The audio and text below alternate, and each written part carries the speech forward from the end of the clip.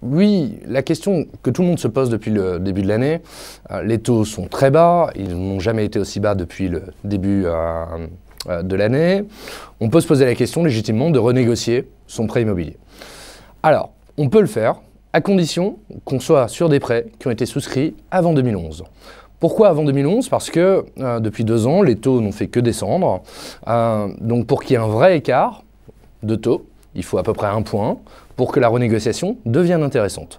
Donc oui, on peut le faire à une condition sine qua non. 1, le prêt doit être souscrit avant l'année 2011. Et 2, il faut qu'on constate au moins 1 point d'écart. J'ai un taux qui est à 4, les taux en ce moment sont à 3, je peux tout à fait renégocier mon prêt. Les critères à prendre en compte pour pouvoir renégocier son prêt, ils sont quoi? On va avoir besoin d'un certain nombre d'informations. Les informations, il va falloir prendre combien vous devez à la banque, c'est-à-dire le capital restant dû. Où est-ce que je vais trouver cette information-là? Je vais regarder sur mon tableau d'amortissement de mon prêt.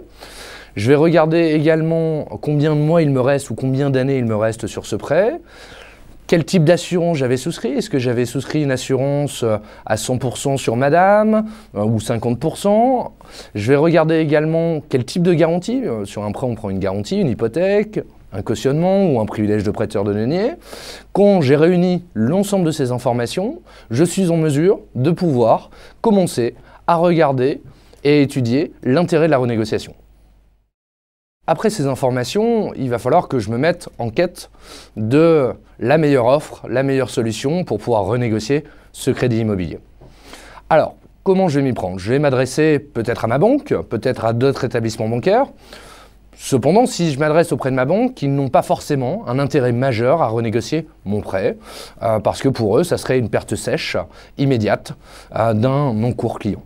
Donc, globalement, il faut mieux s'adresser à d'autres établissements bancaires ou faire appel à des professionnels dans le métier. On a des courtiers qui vont pouvoir effectivement vous accompagner et vérifier et optimiser cette recherche de financement.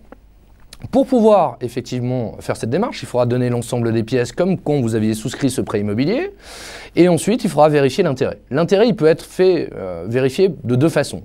Soit de votre prêt, l'échéance mensuelle baissera, vous gagnerez 20, 30 euros, 40 euros sur l'échéance, ou le courtier vous trouvera une solution qui vous fera baisser la durée. Exemple, j'ai emprunté 150 000 euros sur 25 ans, il me reste 23 ans aujourd'hui, je n'ai plus que X années à rembourser, et là le courtier me fait une offre en me disant soit je vous baisse votre échéance de 40 euros, ou soit je vous fais gagner 2 ans. Si je gagne 2 ans sur un prêt où je donnais 1 000 euros par mois, au final, l'économie générée, elle sera à peu près de 18 000 euros. C'est une question qui taraude beaucoup de gens parce que, effectivement, vous n'êtes peut-être pas dans la situation de pouvoir renégocier votre prêt immobilier parce qu'on n'a pas la différence de 1 point. Par contre, il y a la possibilité de renégocier son assurance d'emprunt. Vous savez ce que j'avais dit tout à l'heure avec les 50, 100%. L'assurance décès, invalidité, incapacité de travail.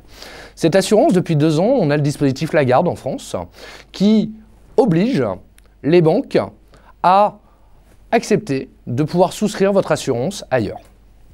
Néanmoins, pour voir si vous avez la possibilité de pouvoir renégocier cette assurance, il faut vous assurer au préalable dans vos offres de prêt que vos offres de prêt ne stipulent pas l'interdiction.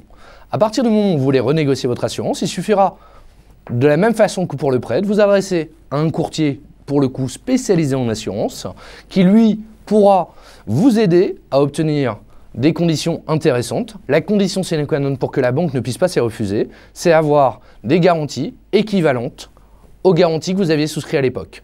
Et c'est le plus important, c'est pas regarder uniquement combien ça me coûte par mois, c'est regarder le contenu, les garanties. Est-ce que les garanties sont les mêmes? Si les garanties sont les mêmes, je peux souscrire à ce moment-là une assurance ailleurs et donc renégocier et faire baisser par la force des choses le coût de mon prêt.